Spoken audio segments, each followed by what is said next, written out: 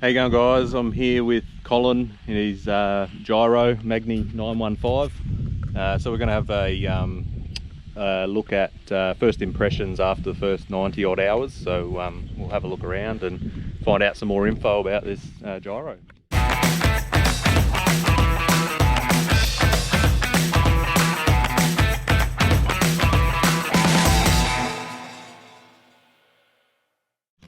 How are you, Colin? Hello mate, long time no see. How are you? Yeah, You well? really good. Excellent. Right, good morning. This is the 915 IS Magni M24 factory built via Italy gyro. If you order it today, you can have it in about 6 months, any color you want. Basically what they've done with this machine is they kept it the traditional M24, they kept it the same. All they changed, they put a 915 Rotax in it. It comes in options with the 914 and the 912. At altitude or sea level, the 915 is just a fantastic machine. You put 2 people in here and she just takes off and you climb through all the way up wherever you want to be, and the engine will manage itself. So if we just do a basic walk around, the color is a champagne color. The aircraft is fully built in Italy and you choose what you want on it. And the fantastic thing about it, they can continuously talk to you. You can do whatever you want with the avionics. You can do with the propeller. You've got options with the full cowlings or not. And inside you can go for the VIP version, which include the heater and so forth. With an enclosed cockpit, a lot of people will say it's very hot, and that's absolutely not the case. It's actually almost cooler than the open one, because with the open one you wear a helmet and you put clothing on to compensate for the coldness up there. So we're on the ground, it's pretty uncomfortable. Where with the Magni 24 side by side, you actually got quite a bit of air coming in. So what Magni has done on the inside is they made the passenger and the pilot independent. So you got these air intakes, and when you travel at 80 knots, that's quite a full-on air intake. On the outside, there's also a permanent hole that obviously fresh air coming in and almost pressurizing the cabin for that purpose, and keeping all the dust out and so forth especially when you start taxiing, etc. And on the inside there's also a vent that you can adjust accordingly, and you can give yourself some fresh air. So that's the 3 pretty important parts of it. On the inside we've got an AV map instrument, and that gives me basically my wind direction. It gives you a plan view, a sectional view, the full EFIS direction, etc. Then you've got the Garmin 6060, which talk to the JPI fuel management system. You got a radio. I went for the Triggs 91s and 22s with a Mode S transponder with ODSB in and out, as well as the Xeon XRX at the top there that picks up any other aircraft within 6 nautical miles or 2,500 foot below or above. Now with all that, normal 3-axis aircraft, you pre-rotate from the left hand side and you've got the normal 3-axis. So the aviate part is really simple. Magni has also put in a handbrake with the Bellinger hydraulic wheel systems. Now these Bellingers are fail-proof, they are fantastic. When you put that brake on, it goes nowhere. It's fully hydraulic and simple to use, and it's a big reminder, you know, before you take off, it's right there and you can't leave it on. The warning lights gives you door, gives you pre-rotation, it gives you fire, it gives you all the electricals and so forth, which is really nice. It's in your face. All the GPS receivers on the dash, they're all horizontal, and no extra holes to be drilled, and it's just simple pull it through. And that's basically with the iPad. To control your music during the iPad stage, you've got a remote control in the middle there where you just use your right hand and just flick to the next song or make your volume up or down, and the passengers got the same. On the front seat there you got your Lightspeed Zulu 3s, really good headset, because if you open all the vents you don't get that buffer. Endurance wise, the 2-liter tank with a bit of packing space. And how this works, you feel up from the other side to determine how many liters you have out of the 82 liters. 82 liters will give you approximately 4 hours or 1 bladder length of flight, and then you just land wherever you want to at a approved landing area. you fill up again and off you go. You can take those flexible bladders that you can roll up and store them in the nose. That gives you extra 80 to 90 liters. When you land, just walk to a servo.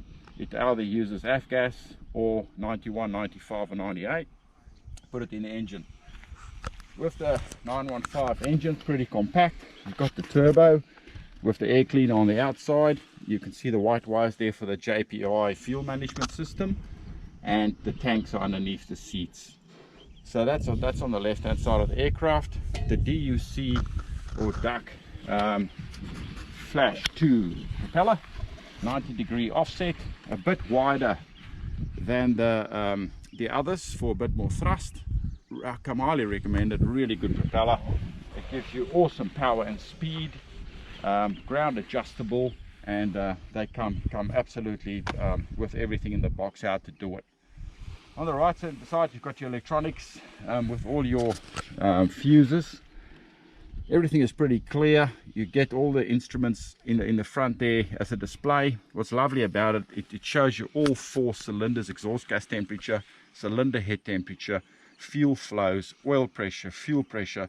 You can see all of that inside, and if there's something wrong, it flashes red, both audible and visible, so you can see what's going on, which is awesome.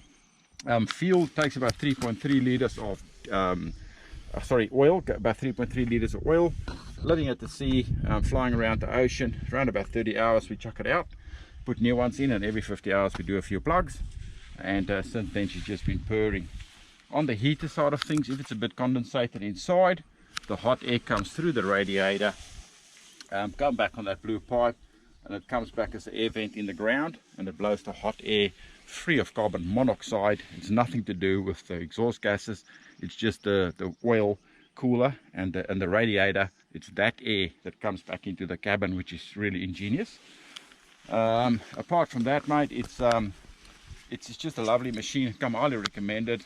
And with what Airborne has done is they put a little shade cover on the top there to just help us a little bit with the sun, which is really nice. You can either open it up or close it, especially if you do a 90-degree bank and you want to have a bit of a look, then you can. So that one is really good, mate. That adds, you know, for your oils, your rags, your tools on a long flight. It's all outside the cabin, so you don't have any odors of the hydrocarbons or anything like that in the inside. So that's just the extra little compartment, which is really good. Cubbyhole itself, in the cubbyhole you've got your ADSB in, and you've got a extra what they call dual GPS receiver, which you get all the GLONASS, all that stuff. That then detects all the GPS signals, consolidate them, send it to your iPad, and you just do not.